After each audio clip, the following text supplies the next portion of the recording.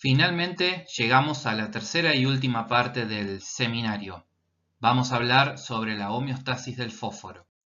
Nosotros sabemos que el fosfato tiene varias funciones en el organismo, entre ellas y una de las más importantes es que participa en el metabolismo energético de las células, ¿sí? Para formar adenosintrifosfato, por ejemplo, es componente de las moléculas de ADN, ARN, participa en la activación e inhibición de enzimas y una función muy importante a nivel renal, que lo vamos a ver en el seminario de equilibrio del estado ácido-base, es que es un buffer fundamental a nivel renal para mantener el equilibrio ácido-base. Ya lo veremos en detalle dentro de 2 clases.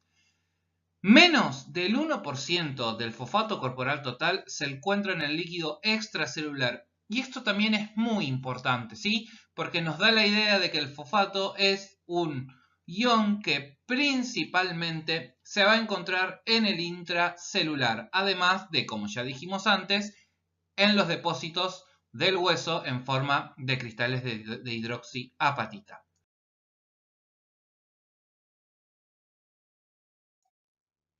Al igual que el calcio, el fosfato plasmático vamos a poder encontrarlo de 3 maneras diferentes. Un 50% ionizado, un 10% unido a proteínas, que es la parte no filtrable, y un 40% formando complejos con otros, en este caso cationes, como pueden ser el calcio, es decir, 90% es filtrable, 10% no. El valor aproximado del fosfato iónico es entre 1 y 1,3 milimolar, ¿sí? Insisto con lo mismo sobre la homeostasis y el balance interno y externo, al igual que vimos en potasio y en calcio. De una dieta de aproximadamente 1400 miligramos, 900 miligramos van a eliminarse por orina, 500 por materia fecal. Esto constituye lo que es el balance externo. Pero miremos el balance interno nuevamente, ¿sí? El juego entre el intestino, el hueso, el riñón y, por supuesto, la glándula paratiroides, ¿sí? Fíjense esto, excreción renal del 10%, muy importante, ¿sí? Igual que la de ¿quién? Que la del potasio, ¿sí? Entonces, aquí tenemos una similitud entre el potasio y el fosfato, que es una excreción fraccional de como mínimo del 10%. Esto es fundamental para entender por qué ante situaciones clínicas donde el riñón no funcione correctamente, pueden aumentar los niveles de fosfato y de potasio en sangre.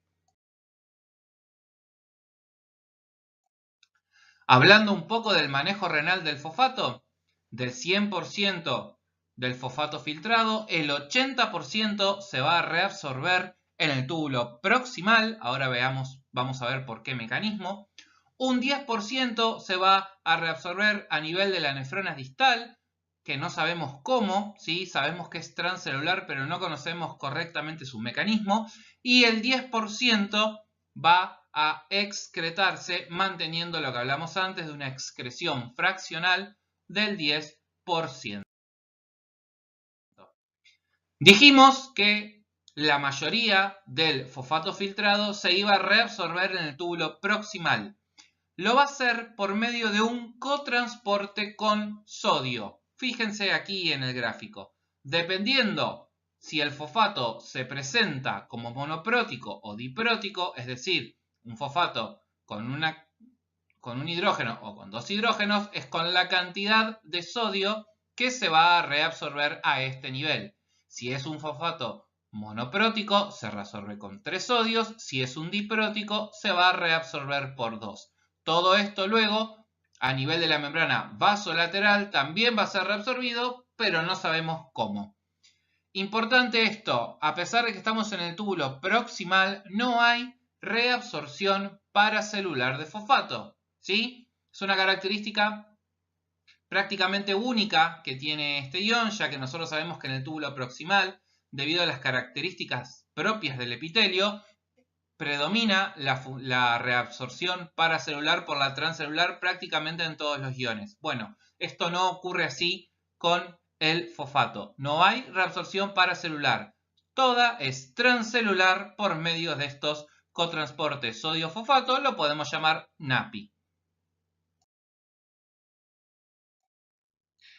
Entonces, ¿qué factores van a aumentar la reabsorción de fosfato a nivel renal? Mucho de esto ya lo vimos. Por supuesto, la vitamina D, la 1,25-hidroxi. Recuerden, dijimos que la vitamina D aumenta la absorción intestinal de calcio y de fósforo y también aumenta la reabsorción renal tanto de calcio como de fósforo. En el caso del fósforo, lo que hace la 1,25-hidroxi es aumentar la expresión de este cotransporte sodio-fosfato a nivel de la membrana apical del túbulo proximal. Por ejemplo, una disminución en la ingesta de fosfato genera también un aumento en la inserción, ¿sí?, de estos cotransportadores en la membrana, ¿sí? Si hay una disminución de la ingesta de fosfato y tenemos que puede llevar a una hipofosfatemia, entonces debemos buscar la forma de que eso no ocurra. Y la alcalosis va a estimular el transporte, ¿sí?, del sodio fosfato. A su vez, tenemos otros factores que lo que van a hacer es disminuir la reabsorción de fosfato a nivel renal. Por supuesto, la paratormona. Dijimos que los estímulos para la liberación de la paratormona era un aumento en la concentración sanguínea de fosfato y una disminución en la concentración sanguínea de calcio. Por lo tanto, si tenemos una hiperfosfatemia, lo que vamos a buscar a nivel renal es disminuir su reabsorción. ¿Y cómo hace esto la paratormona? Genera endocitosis de estos transportadores NAPI o sodio fosfato, ¿sí?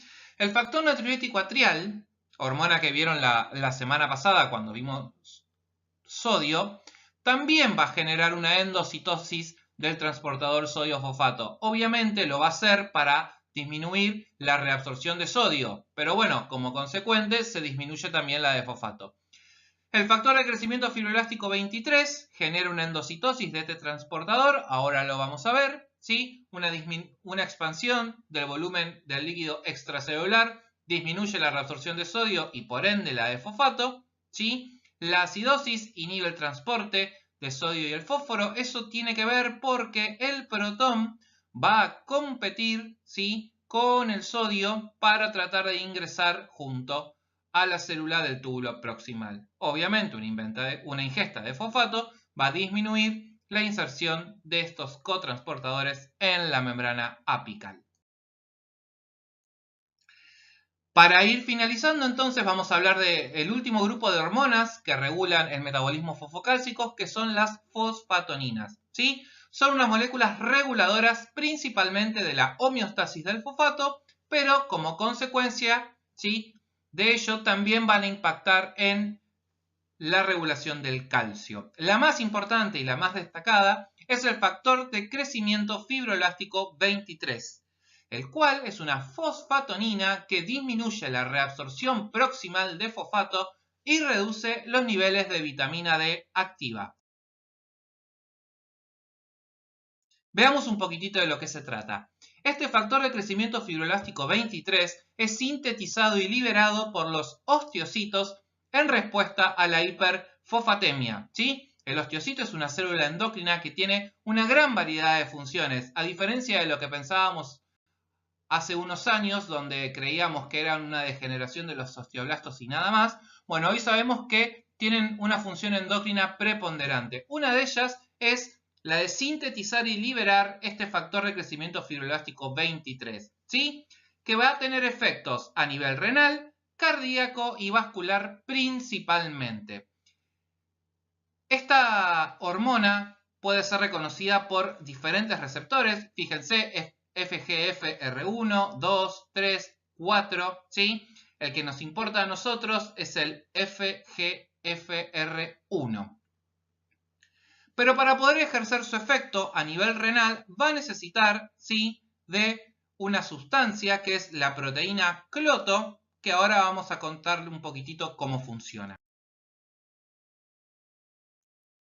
Fíjense, a nivel renal lo que va a ocurrir es que el factor de crecimiento fibroelástico 23, para aumentar su afinidad por el receptor que se encuentra a nivel renal, que es el FGFR1, lo que va a hacer es formar un complejo con la proteína alfa-cloto. Entonces, el complejo FGF23 alfa-cloto aumenta la afinidad por el receptor, ¿sí? Y de esta manera va a desencadenar sus funciones. ¿Cuál es la función a nivel renal? Aumentar la excreción de fosfato generando downregulation, es decir, escondiendo, ¿sí?, estos cotransportadores de sodio y fosfato que se encuentran en la membrana apical del túbulo contorneado proximal. Entonces, lo que hace es aumentar la excreción de fosfato porque impide que se reabsorba a nivel del túbulo proximal.